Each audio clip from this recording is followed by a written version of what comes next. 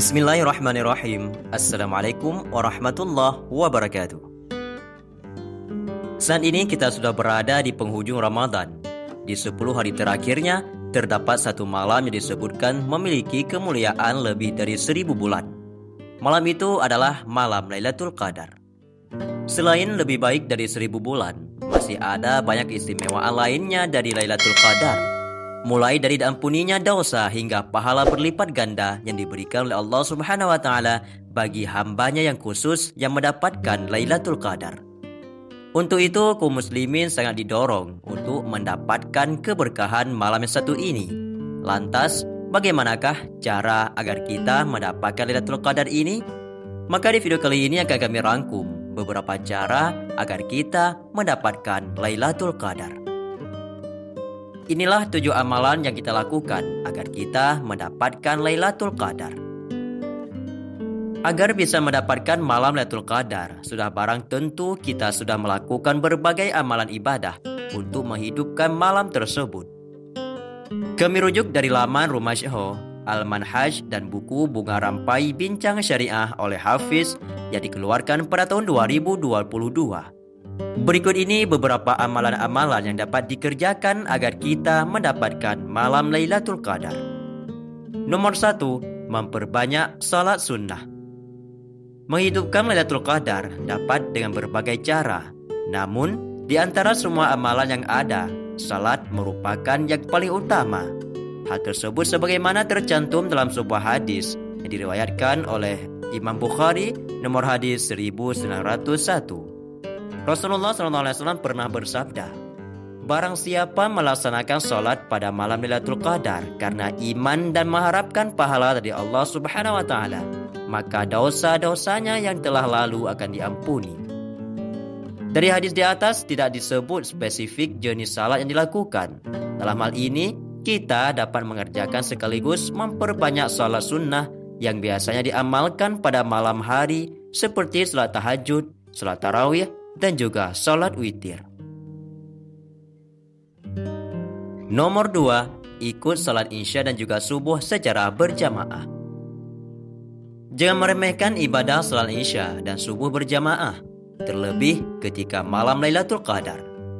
Menghadiri kedua sholat tersebut secara berjamaah sudah terhitung menghidupkan Lailatul Qadar, serta pahalanya pun cukup besar. Sebagaimana tercantum dalam sebuah hadis yang diriwayatkan oleh Imam Muslim nomor hadis 656 dan juga hadis diriwayatkan oleh Imam Tirmizi nomor hadis 221. Rasulullah SAW bersabda, siapa yang menghadiri salat isya berjamaah, maka baginya pahala salat separuh malam. Siapa yang melaksanakan salat isya dan subuh berjamaah, maka baginya pahala salat semalam penuh. Nomor 3, membaca Al-Quran. Selama malam Ramadan, Rasulullah SAW memiliki kebiasaan membaca Al-Quran. Hal ini seperti yang dijelaskan dalam hadis yang diriwayatkan oleh Imam Bukhari. Rasulullah bersabda, dahulu malaikat Jibril senantiasa menjumpai Rasulullah SAW pada setiap malam Ramadan, dan selanjutnya ia membaca Al-Quran bersamanya. Apabila meningkatkan kuantitas hingga kualitas bacaannya, baik ketika maupun di luar Ramadan, niscaya Al-Quran kelak akan memberikan syafaat kepada orang yang membacanya. Rasulullah bersabda dalam hadis riwayat Imam Muslim, bacalah Al-Quran, karena ia akan datang pada hari kiamat memberikan syafaat kepada pembacanya. Nomor 4, mengamalkan doa malam Lailatul Qadar. Aisyah radhiyallahu anha pernah bertanya kepada Rasulullah SAW mengenai doa yang bisa dibacakan apabila suatu malam telah diketahui sebagai Lailatul Qadar. Nabi SAW pun mengajarkan doa berikut. Allahumma innaka afuwwun tuhibbul afwa fa'fu anna.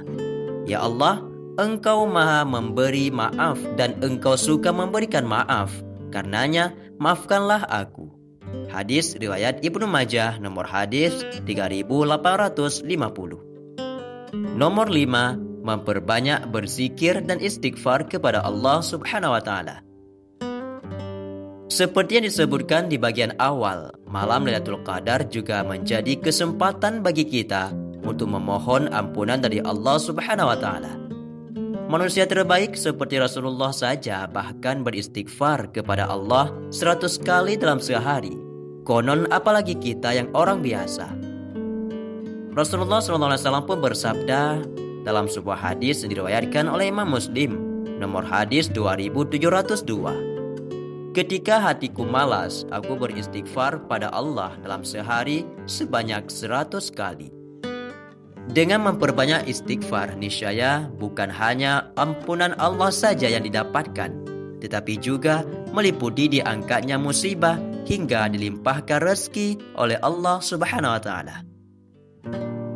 Nomor 6. Bersedekah. Apakah kita tahu kalau Rasulullah SAW sangatlah gemar dalam bersedekah, terlebih ketika bulan puasa? Dalam sebuah hadis sahih, Ibnu Abbas radhiyallahu anhu berkata, Nabi SAW adalah orang yang paling gemar bersedekah. Semangat beliau dalam bersedekah lebih membara ketika bulan Ramadan. Tatkala itu Jibril menemui beliau. Jibril menemui beliau setiap malamnya di bulan Ramadan. Jibril mengajarkan Al-Quran kala itu, dan Rasulullah SAW pun adalah yang paling semangat dalam melakukan kebaikan bagai angin yang bertiup. Hadis riwayat Bukhari nomor hadis 3554 dan juga diriwayatkan oleh Imam Muslim nomor hadis 2307.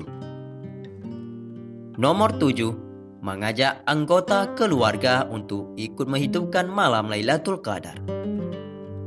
Dalam kebaikan sangat penting bagi kita agar mengajak orang lain, terutama keluarga kita, untuk melakukannya kebaikan.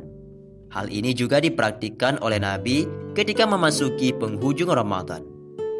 Rasul bersabda, apabila memasuki 10 malam akhir, biasanya beliau Rasulullah SAW menghidupkan malam, membangunkan keluarganya, serta mengencangkan kainnya, meninggalkan jima dan bersemangat beribadah. Hadis riwayat Bukhari dan juga Muslim. Sahabatku semua, itulah 7 amalan yang harus kita lakukan agar kita mendapatkan Lailatul Qadar. Semoga saja Allah Subhanahu wa taala mempertemukan kita dengan malam yang sangat diimpikan oleh umat Islam di bulan Ramadan, yaitu malam yang mempunyai kelebihan satu malam dengan pahala 1000 bulan, yaitu malam Lailatul Qadar.